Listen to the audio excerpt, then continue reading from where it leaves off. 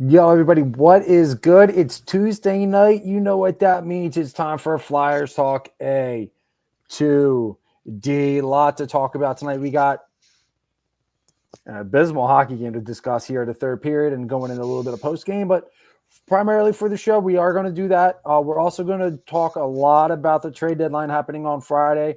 We're going to discuss the deals that have already happened. We're going to discuss some of the deals that may possibly happen, rumors that we're hearing, all kinds of fun stuff. So make sure we hit that like, hit that subscribe on YouTube, Facebook, Twitter, Instagram. I know we don't go live on Instagram, but we have content that we put out on Instagram. Hit that share, hit that retweet. Let's go, boys. It's time to talk some puck.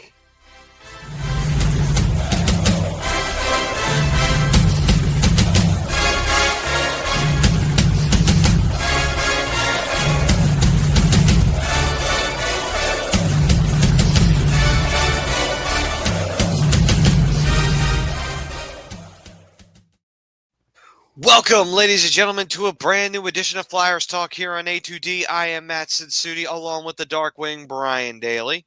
Priz, you're an hour behind, bro. It's 9:06. You better catch up, bro. And Mr. Blue Shirt, Mr. Broadway, Mr. Switzerland, Big Bad Brad Ryer.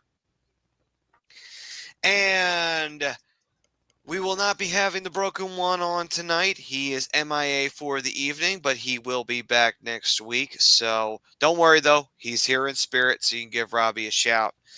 All right, and tonight we are brought to you by, as always, the doc, Dr. Paul Vidal, over in Specialized Physical Therapy.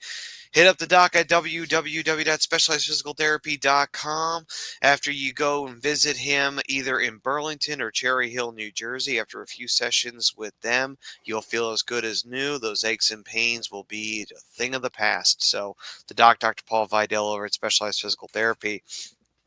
All right. And as for tonight, the poll question is, Scott Laughton will be able to land the Flyers a first-round pick at the trade deadline on Friday. Agree or disagree? The rumor mill has been stirring big time between the Flyers and several possible candidates that have been interested in not just Scott Laughton, but also Ristolainen has been talked about in trade rumors as well. So that has been churning out in the city of brotherly love. So, gentlemen, do you agree? Could Superman Scott Laughton net the Flyers a first-round pick, or do you disagree? Do you think that it's just not enough to move the needle for a first-rounder? Oddly enough, when I created this poll last night, I did not think there was a shot in hell that the Flyers were going to get a first-round pick for Scott Laughton. Little to find out. Earlier this afternoon, Elliot Friedman is reporting that there's 8 teams interested in Scott Laughton and there are first-round picks on the table. So that being said, I'm going to agree to the poll. Initially, I wasn't going to. I think they could net a first-round pick for Scott Laughton. I think there's going to be a lot of teams, Toronto, Winnipeg, that are going to be looking for depth centermen, and they're going to overpay to get one. And I definitely think that Scott Laughton does. I mean, he's not a 20-goal, 25-goal scorer, so you're not bringing him in for his offensive ability, although he does have a scoring touch. You're bringing him in for his ability to play a 200-foot game, his hardworking ability, and his leadership in a locker room. So that's, for some guys, that might be worth a first-round pick. Do I think it's worth a first-round pick? No. But if a team's willing to overpay and give the Flyers a 4th first-round pick in next year's draft, although it could be a first-round pick in 2026 or 2027, we really don't know, I would absolutely take it. But realistically, for me, I think the Flyers could realistically get a mid-pick and a good prospect for Scott Laughton. I think realistically that's what they're going to wind up going with, because I think that in the long term could be more productive than another draft pick that could wind up being a player that doesn't exactly pan out. So if you can get a guy that you've been scouting for a while and you can get a mid pick, I'll take a 26, 27 third round pick, fourth round pick. Give us a high end prospect. Doesn't have to be a top prospect, but a high end prospect. Let's go. I'm gonna take it, but I'll disagree with the poll. There might be first round picks on the table, but I don't think they're gonna land a first round pick. Okay.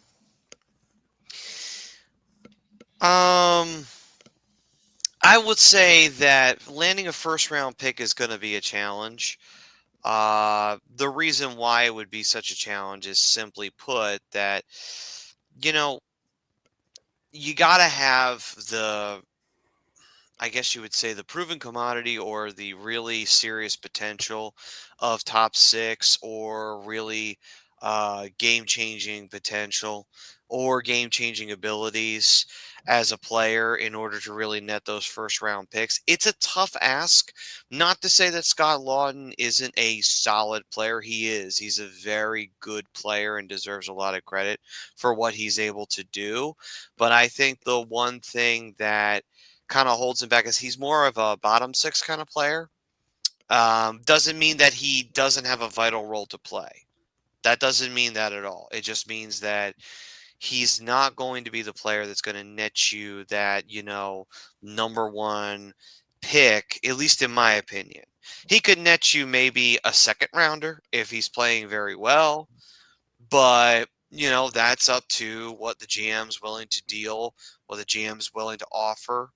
There's a lot of, questions that have to be asked, before you can kind of pull the trigger on something like that. So I would say I disagree that Lawton would net you a first round pick alone. You'd have to package something with him if you were going to try and get a first rounder. So real quick, I will say this before Brad gives his answer.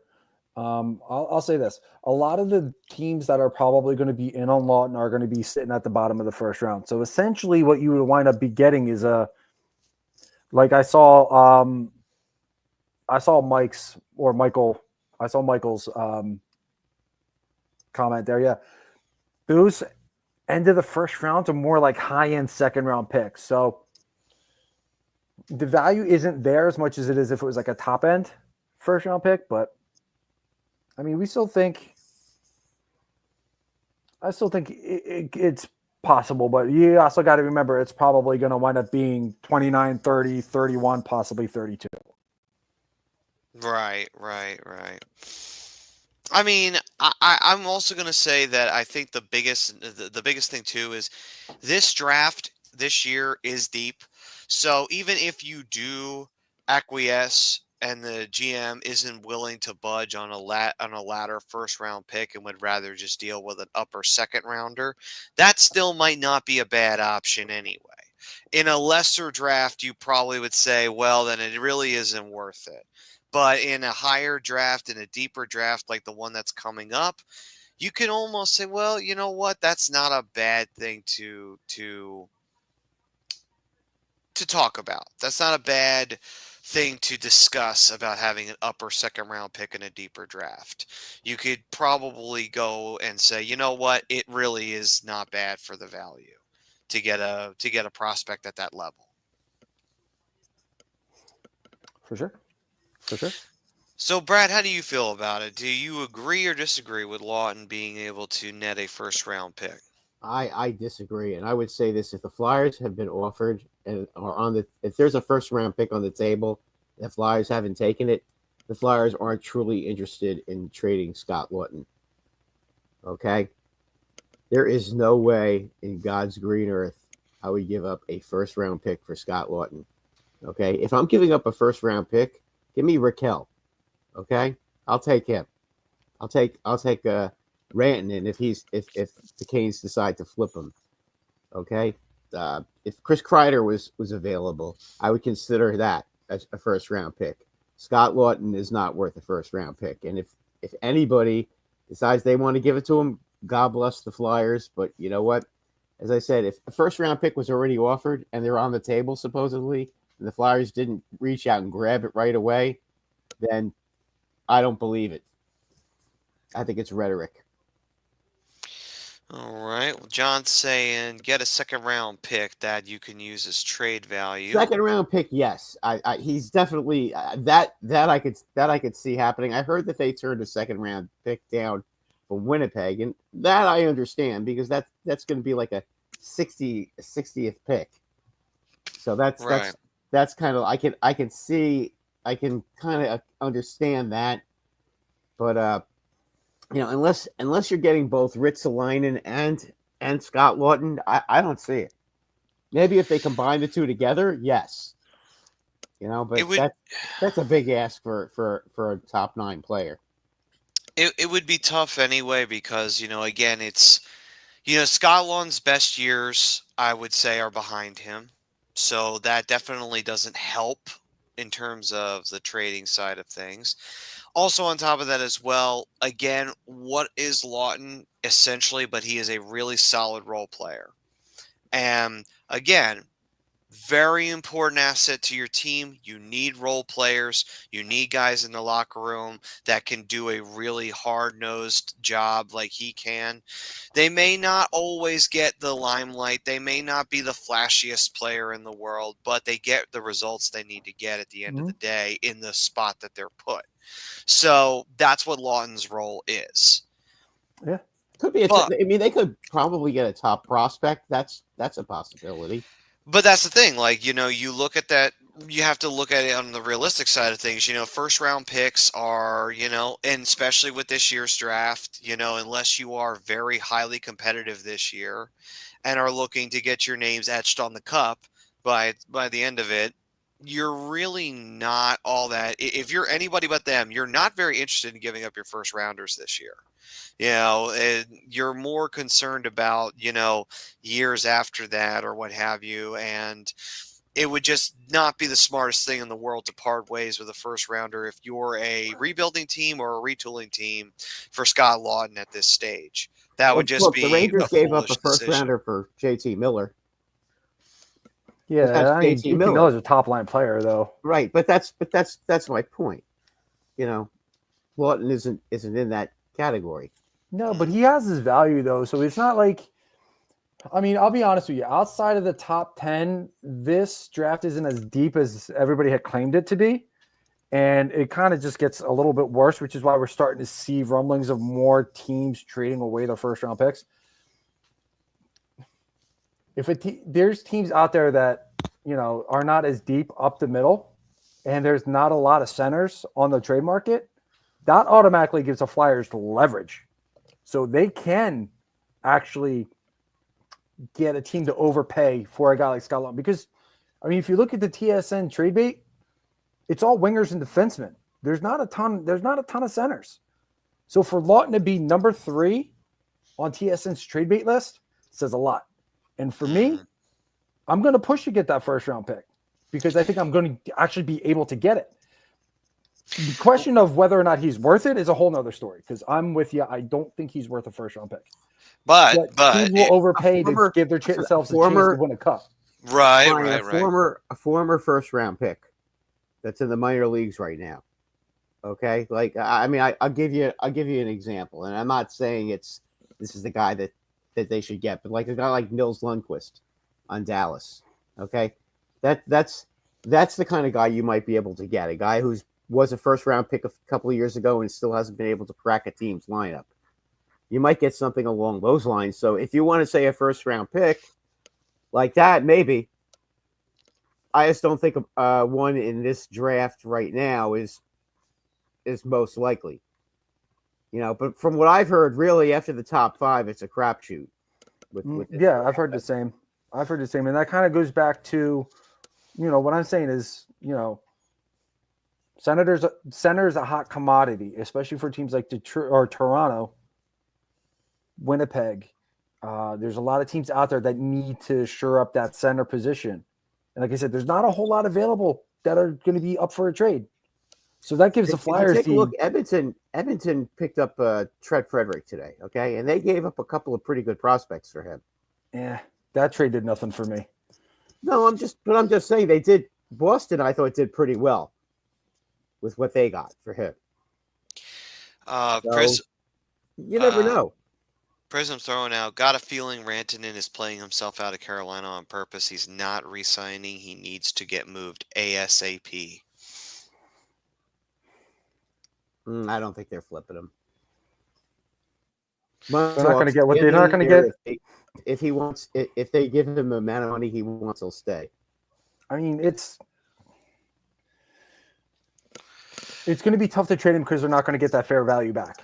They're going to, if they do flip Mikko Rantanen, it's going to be for less than what they gave up for him initially, because teams see this. GMs are paying attention to what he's doing. Because if there's even a sniff that he's going to hit the free or the trade market, Carolina's going to have zero leverage in that, and they're not going to get anything back of what they gave up. Right. They gave up Natchez, so there's no way they're going to get a guy like that. So Mike here saying, teams like Minnesota, Vegas, Colorado would be benefiting having Lawton, and he's not wrong. No, I mean, that's the thing too. Like a desperate team or a team that's kind of unsure about themselves and want to kind of sew up any loose ends or tighten up or plug any holes. Like you had said before, Brian, that gives the Flyers a tiny bit of leverage here, saying, hey, listen, we know that you need him. We know that you need a player like him, but this is what we want for him. Mm-hmm. And it's as simple as that, and some teams, there's always, everybody always talks about you don't want to overpay for somebody, but this is a time where you can really make a GM sweat because they don't get any other options after Friday. It's okay. You got what you got. You better hope it gets you to the cup.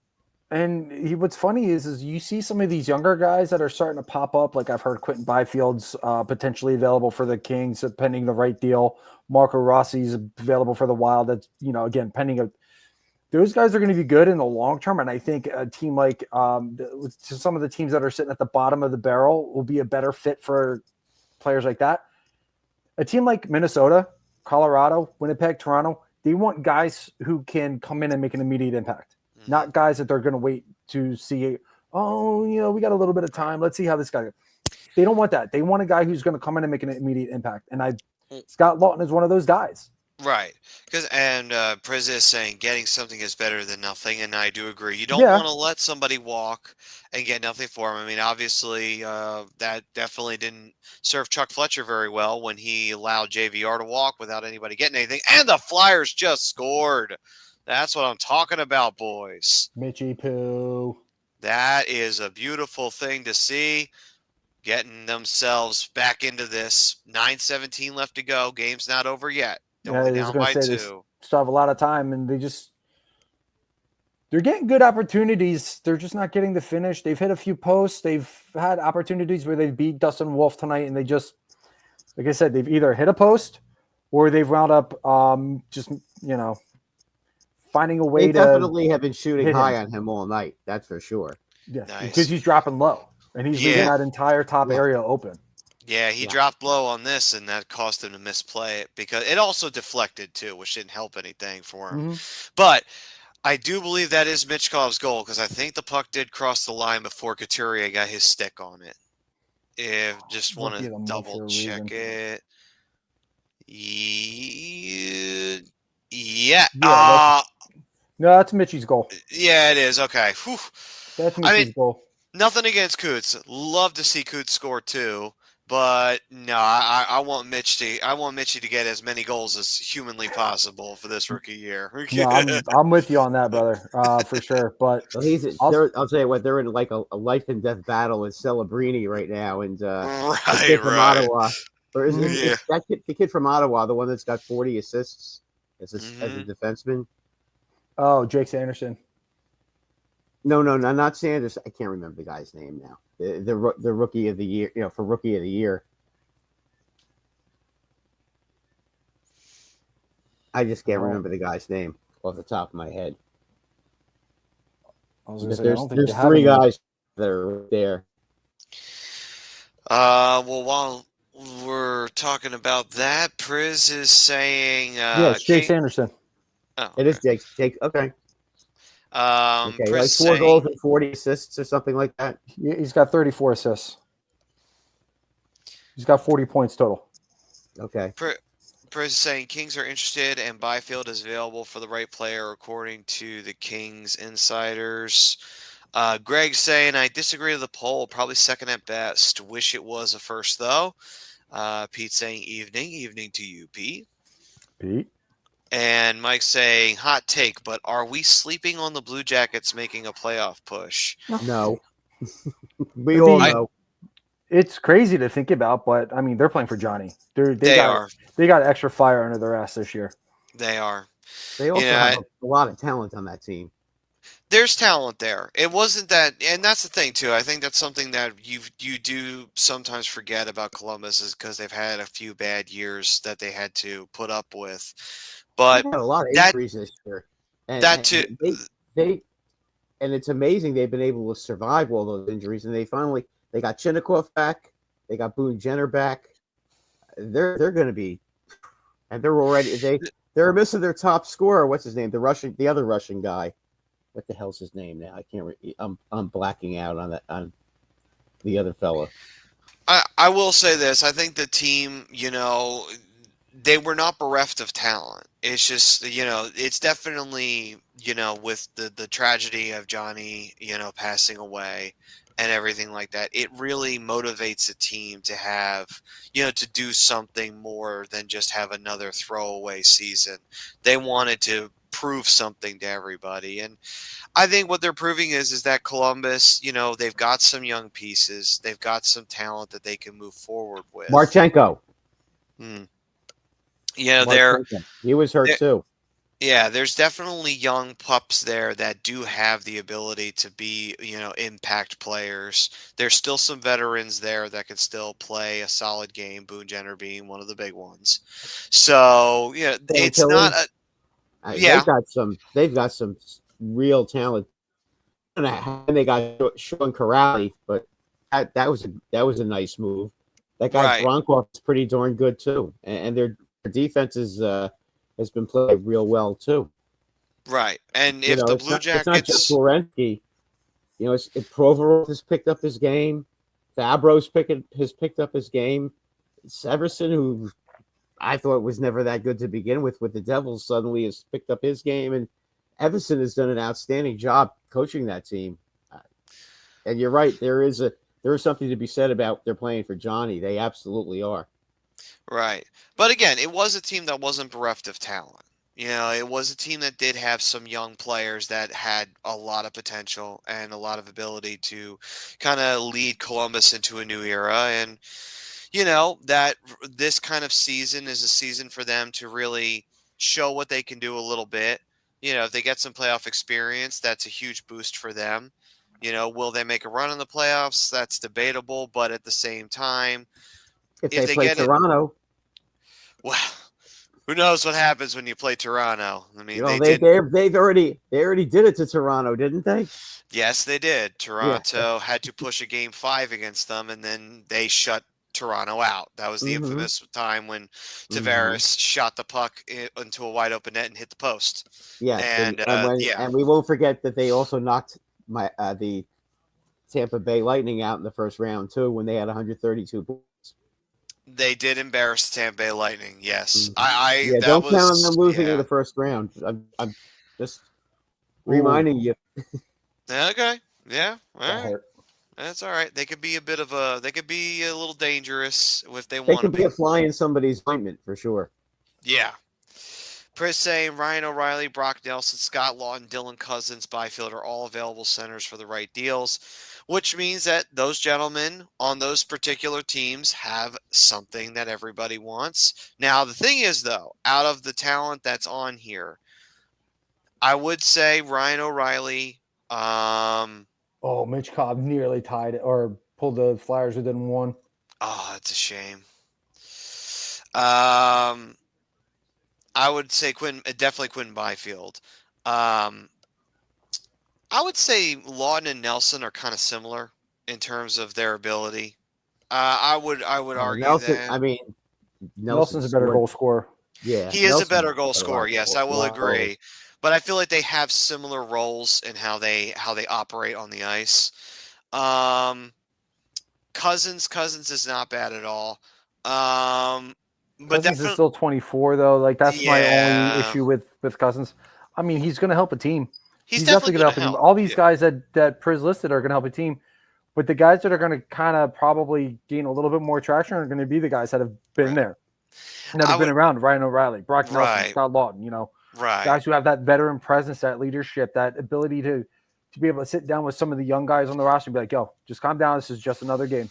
So off of this short list right here, I would say the one, if I was looking at this from a perspective of a player that can make an immediate impact, I would say out of them, Flyers getting a power play. nice. Nelson, I, I would say Nelson would be one I would definitely be trying Byfield to too. get. Yeah. Yeah. Byfield is Nothing against Byfield either, but again, Byfield is only what, 20? 21, 22. Yeah, he's pretty young. For an immediate impact kind of player, I think Nelson would be the one you want to go for. O'Reilly could definitely have an impact on a team immediately when he goes there. And then Lawton too, but out of the three in there, I would say I would say Nelson.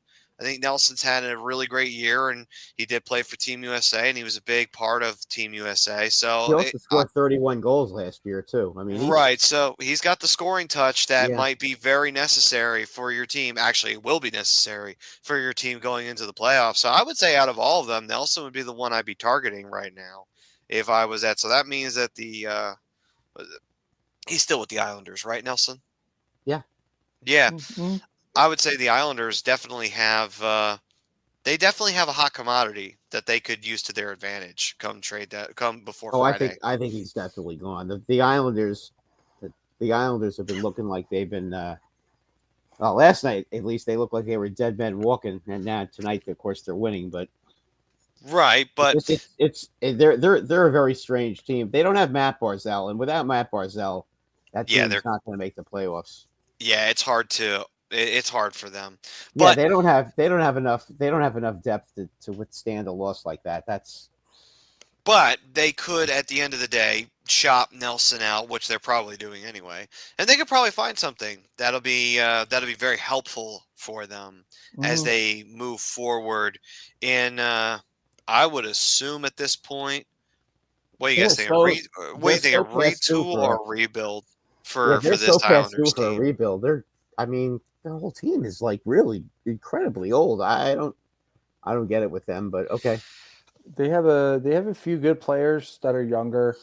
One of them still has to come up. You still have Cole Eisman getting ready, doing his thing with I think he's with the USA player Development. developmental team. So they have some good pieces that are ready.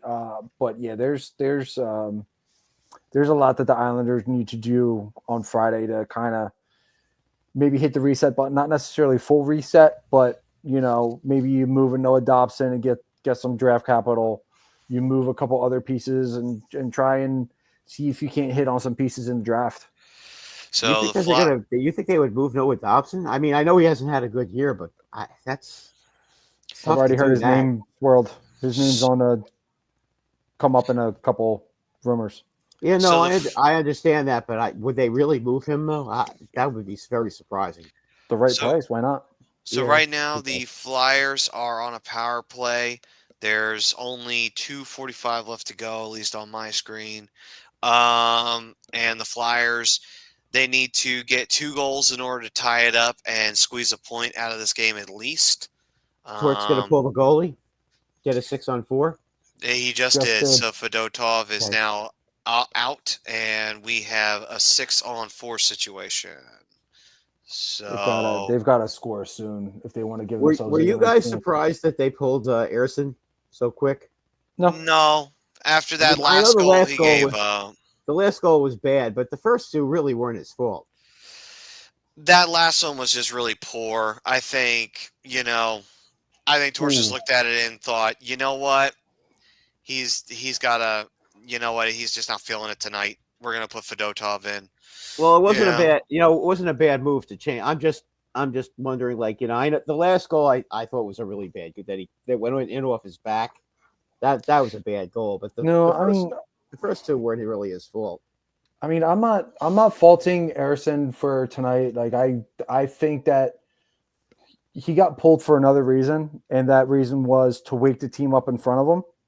Because that defense was not good in that first period. They were god awful in that first period. Yeah, I mean, it only took the Flames 2-3 minutes into the game to go up. So it's like that's not how you start.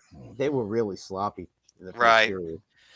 And that's the problem right now with this game. The Flyers have been chasing it all night long, and right when it looked like they were going to pull within striking distance, they gave up the goal that Mackenzie Weegar scored on the power play for the Flames. And somebody had to go out and block that shot. I mean, that was, you can't blame Fedotov for that. That was no. I'm not blaming 15 that. feet in the slot, and the guy's winding up. He probably should have made the save, but still, at the same time, it's just the Flyers in general have not played very well in this game. The first period was rough, and the second period it was meh at times. I mean, they played so well in Winnipeg too. Fedotov on the Weegar goal on the power play, he was out of position too. So you have to realize, like, there's only so much that he can do. Yeah, they probably should have blocked the shot. There was a goal mouth scramble, so of course he was going to be out of position though. Damn, that was a great save by Wolf. He's got to be. He's still adjusting to the NHL, but he's got to be better. He has to track pucks better than that in the scramble. And I realize he didn't have a stick. That doesn't help. But the fourth goal, Fedotov didn't play that one well either. No. No, he should have had a stick down on that one. But you know, it is what it is. So teams are going to have games like this, and it is what it is. Like, you just have to learn from it, and you have to come out in the next game, flush it, and keep it moving. That's all. Right. Forget about it. One thing you got to give them credit for. All right. And that should take care of it. The Flames just got the empty netter from Coleman. Coronado. Oh, Coronado. Never mind. Dylan's probably happy. 12-6. The Flyers got outscored in this series. 12-6. Yeah, that's not healthy. No. Story of two different teams. This is what it should have been, because the Flames are not the same team they were in October. The Flyers weren't the same team in October, but still got the same result. Flames just absolutely took it to the Flyers. They did. I mean, you come out flat-footed, you're gonna get punched right in the face. Mm-hmm. You know, and that's just how it is. Do they understand that the Flames are playing for playoffs just like the Flyers are?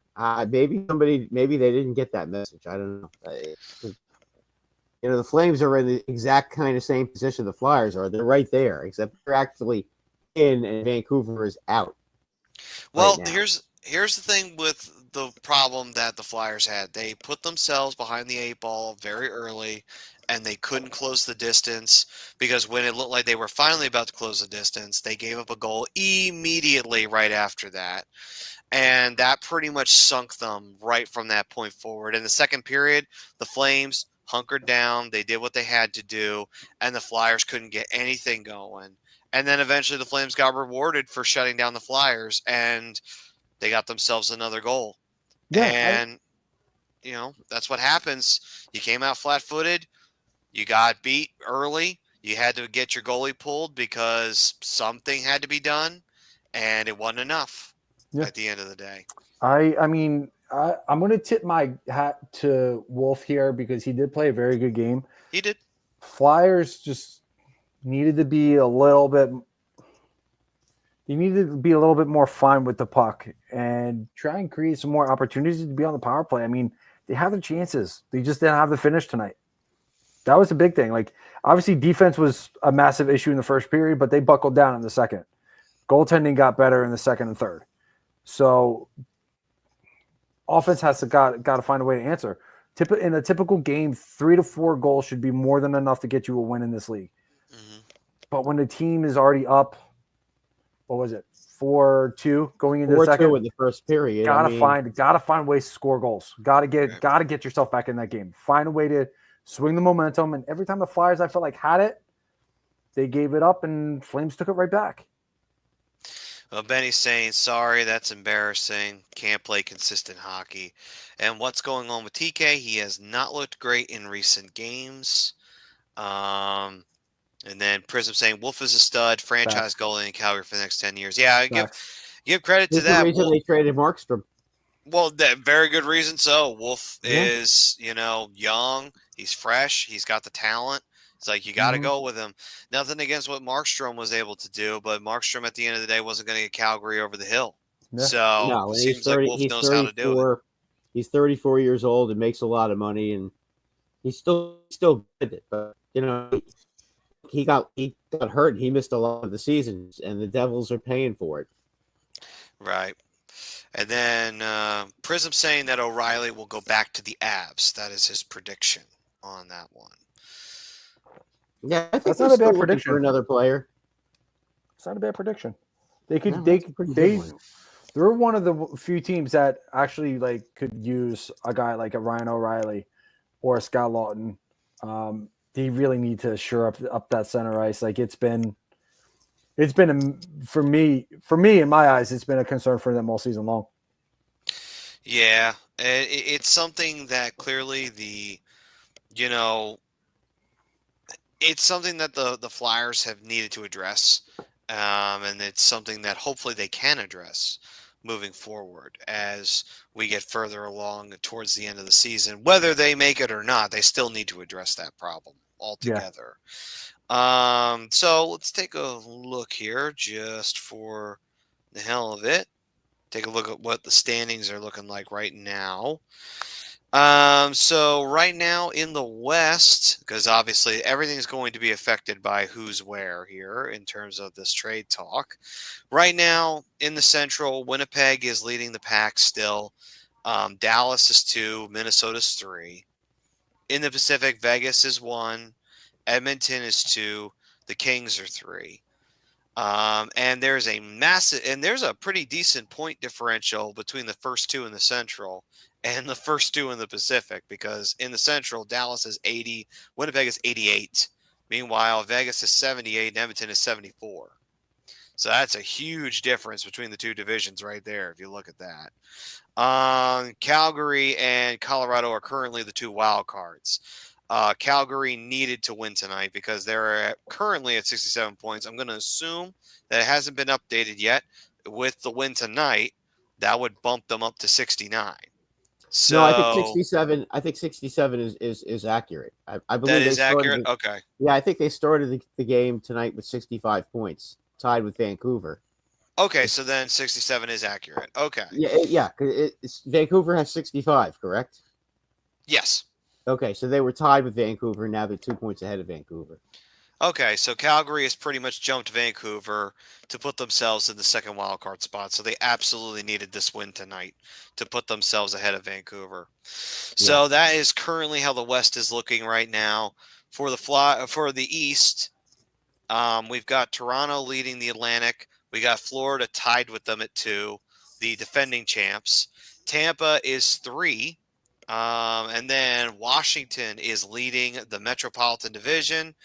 And Carolina is 2, and the Devils are 3. Meanwhile, the Blue Jackets are number 1 in the wild card, and the Rangers are number 2. However, they are tied at 66 points currently with the Red Wings, but they have the tiebreaker right now. Yeah, the Rangers swept the series with them. They also are only 2. I think it's safe to say that the Lightning are going to beat the Blue Jackets because it's 6-2 with a minute 33 to go for Tampa Bay. So, well, I think that's pretty safe. So the Blue Jackets have 68 points, and the Rangers and Red Wings have 66. So they're those three are really bunched up. So and then Ottawa's right behind them, right? Ottawa is right behind them at 65, and they're tied with Montreal. Yeah, it's that. Yeah, that East is crazy too with all the teams. It is. It's very, very tight, very congested in the wild card race, and that's for both spots, not just for number 2 like it is in the West. So currently, right now, the Flyers have 62 points, which is not going to change tonight. They are 27, 27, and 8. So they are at a 500 record, which pretty much sums up a lot of what the Flyers have gone through this season. They've had periods where they've looked great, and they've had periods where they've looked like a rebuilding team. So 500 is pretty much accurate, I would say, how the season's gone for the most part. It's amazing though. They can beat up Edmonton. They go to Winnipeg and beat them, and then they come home and lose to the Flames. Then again, it is the first game back from a long road trip, so there's that, and we all know about that whole thing with the teams coming back after long road trips. The first home game, they, for whatever reason, they always seem to come out flat. But Benny's, I would say the Four Nations probably did have an impact on TK. Although he was scratched for the championship game, so he didn't play in the final game for Canada. I think he only played in one game for Canada. I think that was it. I don't think he played. I think he played one game in the round robin, and that was it. Really? Wow. Well, maybe it didn't have much of an impact on him since it was only one game. And let's see here. And then Mike's saying, how the Ducks are doing. They're not doing bad. Benny's saying sorry for what do you mean? They're doing pretty damn good. They definitely exceeded my expectations this year, and they're playing a lot. They have 57 points. That's not bad, right? Yeah, I know. Yeah, that's not bad at all. They're in a playoff. They're in playoff contention. It's just a matter of what are they going to do on Friday this year. They made quite a jump compared to last year. Well, I mean, I think a lot of players have taken a step forward this year. I think you see guys like Lacombe, who's took a step. Mintyukov took a step. Leo Carlson's done a good job taking a step. McTavish is showing off his leadership skills. Like this team is coming together. I'm curious to see what they're going to do on Friday. How's Troy Terry doing, by the way? I don't know. I'm asking because I don't know. About par for the course. I mean, he's not having another 40-goal year. But he's not doing too bad. Is he like at the 20, something like that? I believe he's at the 20 mark. That's not bad. Benny's Nation saying, I'm wondering if messed with him mentally and getting scratched. I don't know if that really messed with him getting scratched, honestly. I'm sure he definitely didn't like getting scratched playing for Team Canada. Interesting take, though. It's a good theory to bring up because, I mean, obviously players are prideful and they don't like the idea of being scratched, especially if they had a solid game. And TK had a good game when he played. So, let's see. Terry's got 17, 28 for 45 and 54 games. I mean, it's definitely an off year for him, but it's not a bad year. But for what they're paying him in the season that he's had in the past, he needs to hit 30. He's got to hit at least 30. So Heather's saying he hits all around but can't get it in. Well, also, yeah. Sorry. I don't know, Heather. Was that meant to be a double meaning there? Innuendo. Yeah. I think she might be talking about Fedotov though right now. Oh boy. Anyway. Oh man. Womp womp. Jeff Lohmeyer saying, curious to see what Stevie Y does here in Detroit. Sit on his hands or spend some of this $13 million. I think he'll spend.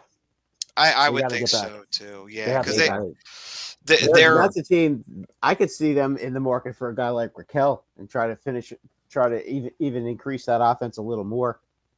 Yeah, they need to because Detroit has been the rebuild's done. They've been out of the playoffs way too long. Yeah, it's time for them to get results. They can't just submit another year where, we got close. I'm like, that ain't acceptable at this point. Alex Lyon, I'll tell you what, I was watching a little bit of the Detroit game tonight with Carolina. Alex Lyon gave up an unforgivable goal. I mean, he's messing around with the puck behind the net. And basically, Jordan stole the puck from him and scored on a wraparound. I mean, Alex Lyon's a bum. He's a career AHL goalie. The only reason why he's there is because, for some reason, Detroit wants to band-aid the goalie position. Well, that's my point. Detroit, what is it with their? I mean, Toronto got the right goalie. the right ex-Flyer goalie. Stolarz is a stud now. I mean, when the Rangers played them on Friday night, the Leafs I'm talking about, Rangers completely outplayed them that game. I mean, Stolarz stood on his head to win that game for the Leafs. Yeah, I mean, he was never a bad goalie. He's the best backup in the league. He's just not a starter. Oh, he is now. I don't even say he's still a starter in Toronto. No, he is a starter in Toronto right now. Yeah, it's because they don't have any other options. No, I know, but he's playing real well with them now. He's having a career year. I mean, he's been good even from his time in Philly, Anaheim, Edmonton, wherever he's been good. I agree with you. We're still talking about Stoli, right? Mm-hmm. I mean, Lion. The face, Matty, you just made. What? It was kind of like that disappointment. Like we had him and we just let him go. No, it's more of just like, well, it is what it is. Because, I mean, let's be honest here. I'm not confident in Toronto doing anything in the playoffs this year like normal. So, I just expect. Yeah. I hate to say it. I don't know if that's going to be the team to get Stoli a cup. That's for sure. No, I don't know. I'll tell you what. I'll tell you what. If they have to play the Blue Jackets in the first round, they could find themselves out. If they get embarrassed by the Blue Jackets again, it's going to be, I will say it is the little things in life that bring you joy. Watching Toronto fans be miserable is kind of hilarious. It's just like, damn, you think you have it bad with your fan base. Because they don't shut up. They haven't done shit in almost 60 years now, and they still don't shut up. It's like, would you guys please? What have you done? Really, what have you done? You guys talk like hey, like you're the Canadians. Brad, watch your mouth, man. They did beat Tampa in a series. Okay, one time since 2004 they won a playoff series. And then they proceeded to get their asses thoroughly kicked in the next round by the other team from Florida. Yeah. Yeah, they got embarrassed. I mean, this is going to be a very different Toronto team next year for sure. They're going to probably lose Marner. Lord knows what's going to happen with Nylander. Tavares is up in the air. So, I mean, this is going to be a very different team. I think you need to surround Austin Matthews with some better talent. I shouldn't say better talent, deeper talent, because I'll tell you what, Matthew Nyes is an absolute stud. He's an absolute stud, and he needs to get. Yeah. I think if you put him on a line with Austin Matthews, he's going to be phenomenal, and I think that's definitely going to help. But this team needs depth. I think once you get past that second line, there's not really a whole lot there. And I think he's on part of their Nice problem. Is on the second line. He's got over 20 goals. But you go back towards the defense, and there's not really a whole lot there either. And goaltending, they in a similar boat like Detroit, where they're just kind of like, yeah, well, if we score enough goals, the defense will be fine. Right. No, that's not the case, because you have teams like Edmonton, it's tough to keep up with. Right. Because all they do is score goals, and they're doing the same exact thing. Yeah, but Edmonton scores more goals than any of them. Well, that's exactly what I'm saying. Like that's why it's tough. Right. You got to be able to have a team that can play defense, kill off penalties, and have a goalie that can make some saves. Right. Especially when you need it. And Detroit, Toronto, Edmonton, you don't really have that. Especially Edmonton. Edmonton, I do not believe in that defense, and I do not believe in that goaltender that they have in Stuart Skinner. And I definitely do not believe in that trade that they made earlier. I don't think they made any improvements so far. Stuart Scott. No, the team that I think is going to be I think their cup winner this year is going to be the Carolina Hurricanes. No, I don't believe in Carolina either, unless they can get a goalie. Well, do they still have Anderson as their goalie? But the other guy has really played well this year. Yeah, Kochekov he's a good goalie. He's just not a guy that's going to be able to carry a team like Carolina into the playoffs. I'll tell you what, you watch that team, and if they get the lead on you, I don't care if it's 1-0 in the first period.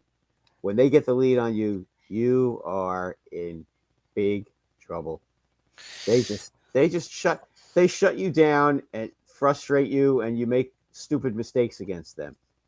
That's just they play that game, and even Detroit goes on a power play, and then Carolina wins a faceoff and starts skating it out, and they take a penalty.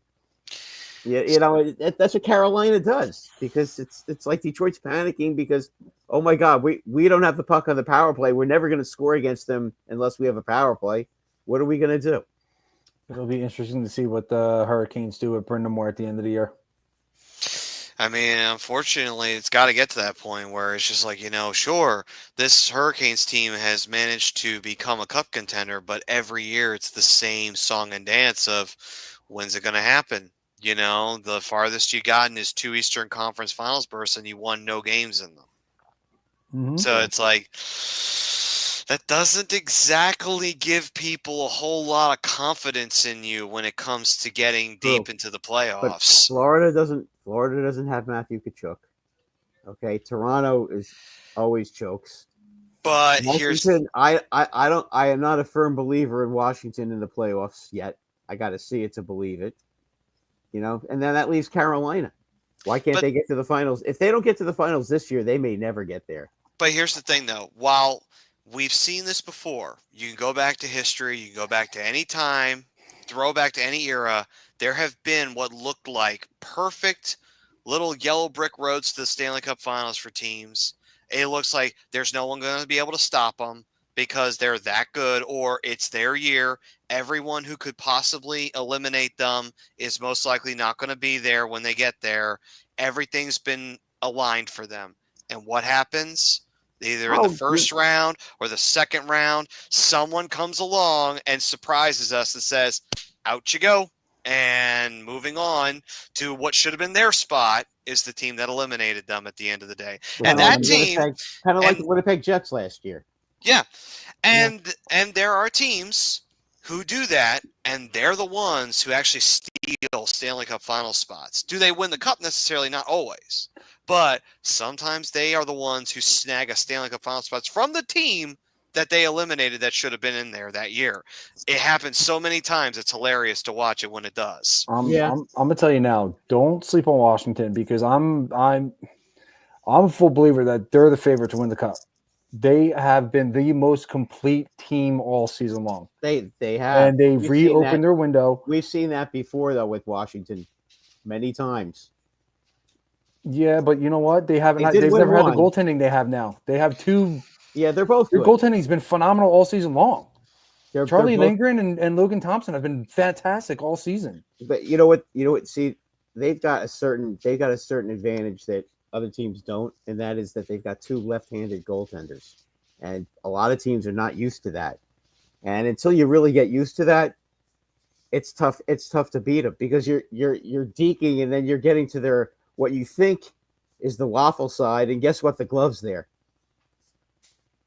And it's just it's very hard to get used to. In a short series, the teams get used to playing against that left-handed goalie, and it does tend to make a difference. I mean, it happened with Charlie Lindgren last year against the Rangers. The Rangers couldn't touch him all season, and then when they got to the playoffs, they were able to put pucks past him. Yeah, but this team also wasn't as deep as they are this year. They went out, they made the moves that they needed to make with bringing in some veteran leadership. Absolutely. And you go out, you get Logan Thompson, who's probably one of the most under the radar, really strong goaltenders in this league. So under the radar that I didn't realize how good he is. No, I didn't either. He's really good. And then you bring in Jacob Chikrin. They're both left-handed, though. You know that, right? To me, that doesn't matter. So you still go, but you still go out and you shore up that defense by bringing in a guy like Jacob Chikrin. Has made a big difference. Dubois has made a big difference. Dubois rebirthed his career. Mangiapane has been really good for Washington. You even go out and get Lars Eller, who's been effective for Washington. For some reason, Spencer Canberry has just completely reopened this window for Washington by bringing in a bunch of vets. But you know what? His system is working, and his system has made his team one of the best teams all around, one of the best teams in the NHL. Oh, and there's nothing you can say that's negative about them. I agree with you. I just wonder about them in the playoffs. That's all, because they haven't had a very good history in the playoffs, other than the year they won the cup. They always seem to go down in the first round. Yeah, but that's because most of those years they've had the President's Trophy. I don't think they're going to get it again this year. The one year they don't win the President's Trophy is the year they win the cup. Okay.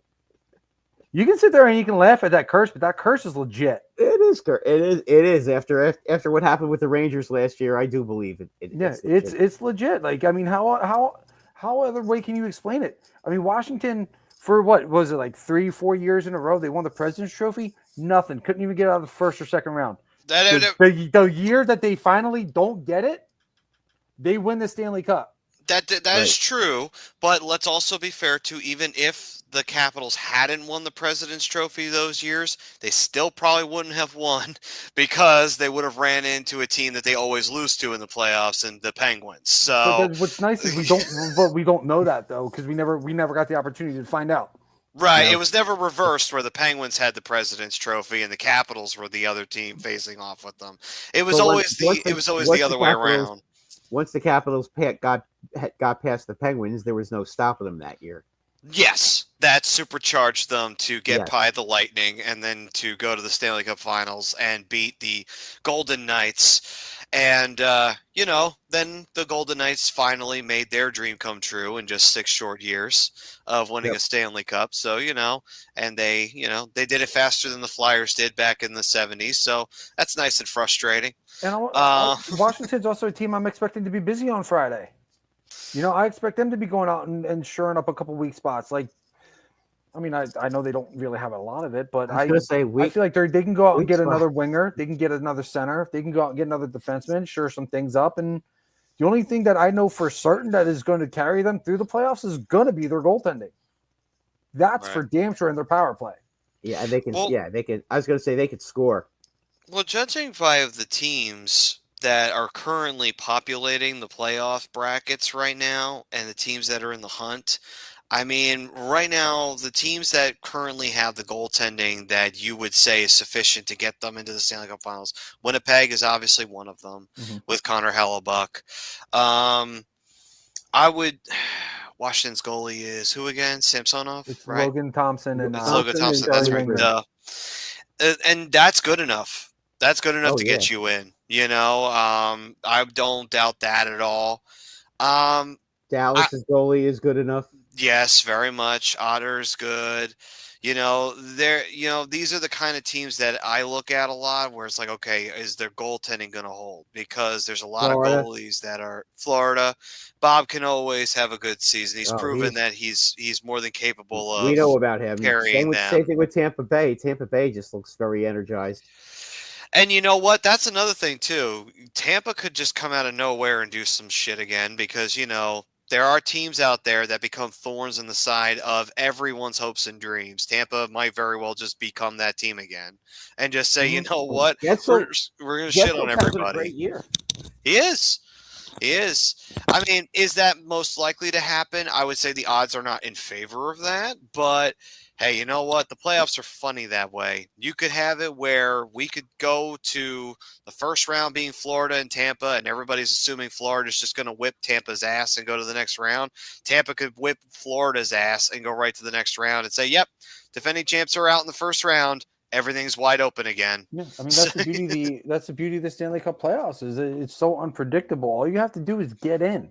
Mm-hmm. You get in and you can win it. How many times in the last few years have we seen an 8 seed wind up winning the Stanley Cup? It's happened a few times. Yeah, exactly. Yeah. It can happen. Yeah, and it's very, very possible. I mean, it's going to be crazy. By the way, for anyone out there who wants to know when was the last team to win the President's Trophy and the Stanley Cup in the same year, it was the Blackhawks. Mm-hmm. They did it in 2013. Mm-hmm. That was also a shortened season because there was a strike. Or no, there was a lockout before that. I believe the time before that was Detroit in 2008. I believe. Or 2007, whichever year it was that they won it, because I can't remember because they were the same final the 2 years in a row. Right, and that was a year that no one was stopping Detroit. Yeah. No one. Everyone tried, but it's like there really was no one in the West that could stop Detroit during that time period. No. They were just that good. It is like Jesus. But it's everybody. it's just fun. It's just funny to think about. Like Friday's going to change a lot of landscapes here. Whether you're a rebuilding team or you're fighting for a playoff spot, we're going to see some big names go. We're going to see a lot of trades that are probably going to be like, why the hell did they do that? But I mean, if we're going to specifically, like, I want to get back to the Flyers here because I think they're a perfect example because they're on the bubble. And I know I saw Joe's comment in there earlier just when he thought they were making a push. I think he'll make a push. They're not that far out of it. There's still plenty of hockey left to be played for them to find a way into the playoff spot. But they have to be able to go out and make a move that's going to help them out immediately, kind of like the Kuzmenko trade. I thought that's been a trade that's absolutely helped Kuzmenko. I think he's been absolutely fantastic for the Flyers in a lot of different ways. Obviously, he's starting to get the points coming, which is something that he struggled with a little bit in Calgary. He's much happier. It's just like moves like that maybe you don't necessarily think about right away. It's just kind of like, oh, so this was an interesting move, but I mean, I see the Flyers doing more. With all the draft capital, what is the question? Is are they going to sell or are they going to buy? Because they are considered a bubble team. The same thing with Anaheim. What's Anaheim going to do? What's Buffalo going to do? What's Detroit going to do? Buffalo's going to sell. By the way, likely. By the way, that goal earlier is Coots' goal. So it was Coots'? Okay. Yeah, so Mitchkov got himself an assist, which I'm still fine with. That's more points added to him in total. So I'm totally fine with that. And hopefully that'll be a goal that can keep Coots going in the right direction. Carter's got a point tonight. Oh, nice. You sound so excited. That's called. Am I, though? 1, 2. Oh, he's got 3 points tonight.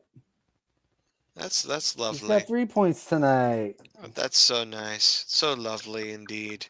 That's okay though. We got a rookie that's challenging for rookie of the year, so I can live with that. I mean, Cutter got he got off to a slow start, but he's starting to put it together. He really is starting to find his game and the way that he needs to score goals. He needs to score on the transition. That's when he scores. Speed and going short side. That's his move. But until he starts doing that, he's just going to kind of be stuck where he is. Not that it's in a bad spot, but I mean, my expectation, we knew that it's either going to be Celebrini, Lane Hudson, or Mitch Cobb for the Calder. Cutter was never going to be a realistic finalist for that trophy. But I'll take 25 points in his rookie year. Yeah. In 60 games, let's go. Absolutely. By the way, you did notice the score of the Anaheim game tonight, did you not? Come on now, Brad. I know you know. Bry is a Ducks fan after all. I know. Brad. I know they are presently blowing out the Edmonton Oilers. For those of you who aren't paying attention. Mike, by the way, Macklin Celebrini has been doing very well this year for the Sharks. He's got 44 points on the season in 50 games played, 18 goals and 26 assists. I'm sorry, he has 28 points with the 3 from tonight. And so four goals by Anaheim in the first period. Yeah. So basically, to put it into perspective, Celebrini's doing very well. Mitchkov's doing really well. And what was the other one? There's one other one that I'm missing. Lane Hudson. There we go. That's who I was talking. That's who the other one. They've been the I guess you say the head of the pack when it comes to the rookies. But Lane Hudson's the one I was thinking about. Yeah. Yeah, he plays for Montreal, not Ottawa. Just thought he played for Ottawa. That's right. He does play for Montreal.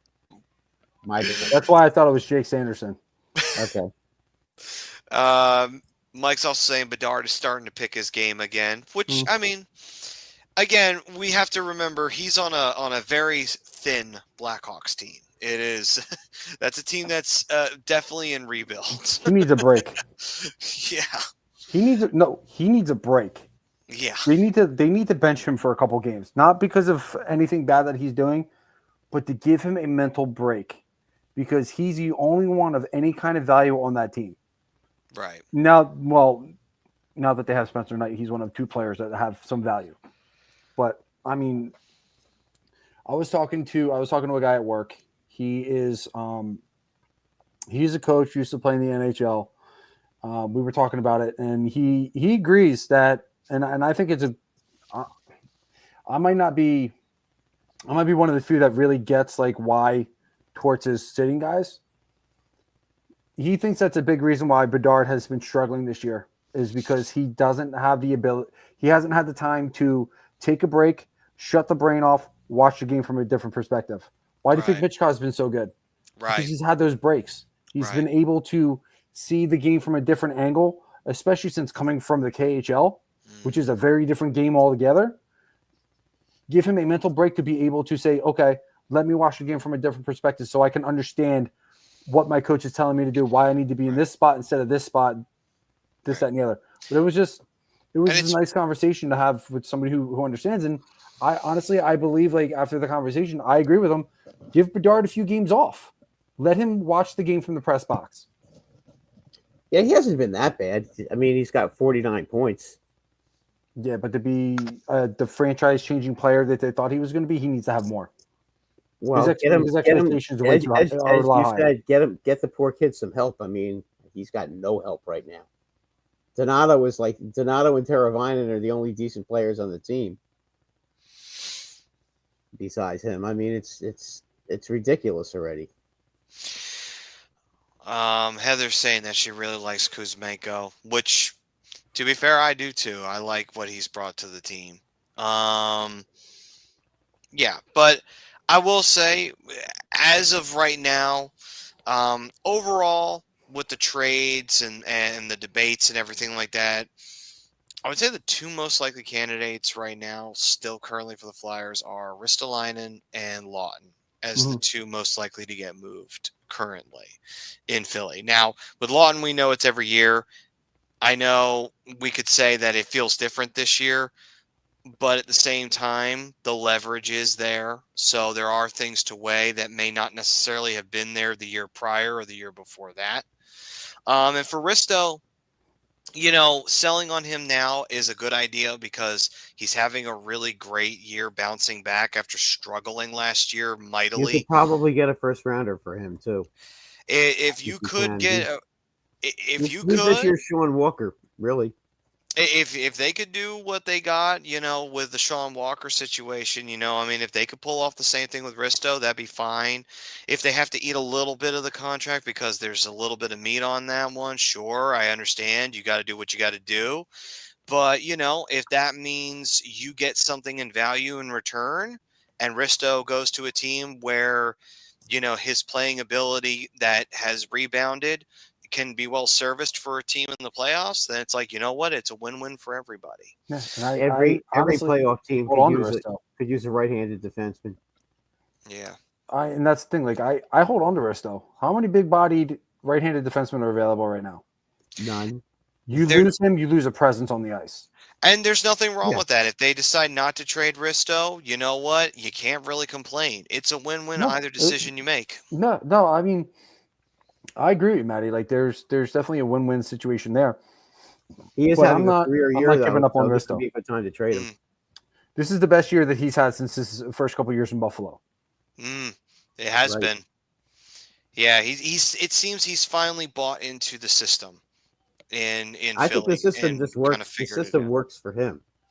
It seems like it finally has. It seems like he's finally kind of made sense of everything, and he's got it all going well for him now. Shoot that. So what are you doing? Hopefully that continues to go in the right direction. But for now, that'll do it for this edition of Flyers Talk A2D. We thank everyone out there who watched us tonight to keep on watching. Next week, we will be back as normal, and Rob will be back with us. And as of next week, just to do a quick check here, we will have a game next week, and it'll be between the Flyers and the Senators. So it'll be a very important Let's go game for the Flyers. Flyers. Now, obviously, I say very important like it's the only important game on the calendar, but every game is important At now this for the point. Flyers. So, And this is going to be a very different Flyers roster, maybe possibly. from tonight. So we'll see where they are. Again, I'm predicting Lawton. Lawton's gone. Wrist I would hold on to. Kuzmenko's making a case to hold on to. I don't. I'll be honest. I don't see the Flyers being busy on Friday. So they're probably gonna make one or two moves that make sense, but don't expect a splash. Yeah. So, with that, we thank everybody for joining us once again, for viewing us. If you're the first timers out there, like, subscribe, hit the bell icon so that you can get all the content here at A2D Radio, and for all the fun shows that we got going on here. Future Flyer Brady Kachuk, that'd be interesting. And we were brought to you by Specialized Physical Therapy. If you need any aches and pains that you need to go away, hit up the doc, Dr. Paul Vidal. And we hope to see you guys next week right here on a2dradio.com. Until then, you stay safe, you stay healthy out there. From all of us here, peace and love.